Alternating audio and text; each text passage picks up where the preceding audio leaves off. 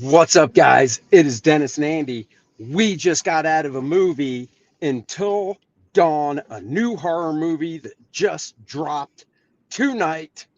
It is basically, I usually go, Dennis, what's this movie about? And I'm still going to do that. But before he even says it, it's Groundhog Day with teenagers. Dennis, what's this movie about? Well, this psychological drama is where a group of friends are trapped in a time loop. Groundhog Day. Groundhog Day. Where mysterious foes chase and kill them in gruesome ways, and they must survive until dawn. Get it? In order to escape it. Oh, I didn't recognize, actually, I only recognized two actors. I recognized So there's three girls and two dudes. I recognized the one of the guys, and I recognized one of the actresses. That doesn't tell you much, but what do you want to do? I mean, acting wise, this has the vibes of Scream. I Know What You Did Last Summer, that type of stuff. It's a horror movie with a twist because it is like Groundhog Day. Basically, one of the actresses or one of the characters, whatever, her sister goes missing. It's a year later. I guess they're retracing her steps or some crap, and they come across this small town in this welcome center, and that is where everything goes down in this time loop where they get killed and boom, they wake up and they have to start it all over again. Now, I don't know if you thought this, Dennis, but the first time they get killed and then boom, they all, come around, again at night and stuff, the beginning of the night, and they realize, like, oh, we just died. And they like, they already knew oh, this is just going to happen.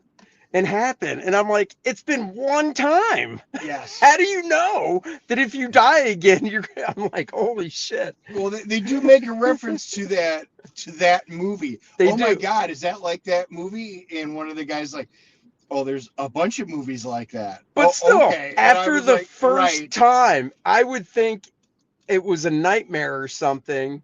And then I'd try to get the hell out of there. And then maybe after it happened again the second time, I'd be like, hey, wait a second. But the first time. Yeah, they jumped that gun pretty quick. Yeah, they did. So there were a number of things in here where, they had some plot armor in order to get things moving. So now up front, uh, Andy and I have never played the game, so we are not going into this knowing anything about the characters, the game, I didn't anything even that know it was was a out there. game. Yeah, okay. So we are looking at this strictly as a movie, us knowing nothing about the characters. Did we have fun? I didn't know hardly any of the characters, and I like that actually in a movie. Right up until they see the one clerk, and I'm like, oh, there's our famous guy. I bet it's going to be the same trope. If you remember, if you go back and watch our Five Nights at Freddy's, I was like, it's the same thing. They put in a very popular actor. You already know he's going to be somebody that's going to be the super important part of the movie. Yeah. Yeah, of course. Yeah. And that's the stuff that, it's not like it's Peter Stromore. That's how you say Yeah. his name. Yeah. Peter Stromore. He's a great actor. He plays, he's a character actor. And as soon as we saw him at the gas station, attendant, whatever, clerk, you're just like, oh, cool. Okay. So he's basically a bad guy in the movie. Yep. We'll see him again. And it's like, it's not like, and nothing against him as an actor, but it's not like casting him. People are going to go, oh, I got to go see this movie. Peter Stormore's in it. Yep. To me, it would have been better just cast somebody that auditioned that would have been good for the role, so you don't automatically know this guy's coming back because he's too big of an actor. So the other actors and actresses, I didn't know they all played their parts well. yeah, they were fine. The late teens, early 20s type of fan. Now, I will say this, the practical effects They were good. They were really good in this. No CG that I really saw on for most of that stuff. I really enjoyed that end of it. Yeah. Some of the death scenes were really good. Yeah, They had a that's few jump scares, didn't affect me at all. But and yeah, and like you said, that's where I give it to them. Practical effects in movies like this, I think, are really cool. And because it's one night after the other until they figure out the puzzle basically to survive, they had to up the ante with how they die and stuff. And there's a little more to the backstory of like the town. We're not going to give any of that stuff away. So there is this bigger story to it. yes. It's not just like it's this one house that's possessed or anything. So that I give credit. I thought that was pretty cool. Now, how enjoyable was it? There were a number of times where we laughed out Oh loud, my God. and there was, and for reason, it wasn't because it was bad. It was there were some really genuinely funny parts. You're like, oh, what are you doing? Oh, Yeah. and then there were some gruesome parts where you went, ew. Yeah. So it did evoke some emotion out of there. All in all, I think this was, again, not knowing any of the source material, it was just a fun popcorn flick, and I wouldn't put it any more than that. It was enjoyable. We had seen the trailers. It looked kind of cool. It fulfilled what we thought it would be. Yeah. And I don't know what is coming out around Halloween this year in regards to horror movies. I would have left this probably for a September, October release. I have a feeling that obviously the studios know what's coming out and they were like, we might be lost. Let's put it out just the opposite, early summer, just so they don't get lost in the mix. Well, that we had like 3 or 4 horror movies released at the beginning of the year, which was surprising. Yeah. That it's maybe 2025 is the year of horror. Yeah, I don't know. But anyhow, um, if I guess we'll just rate it.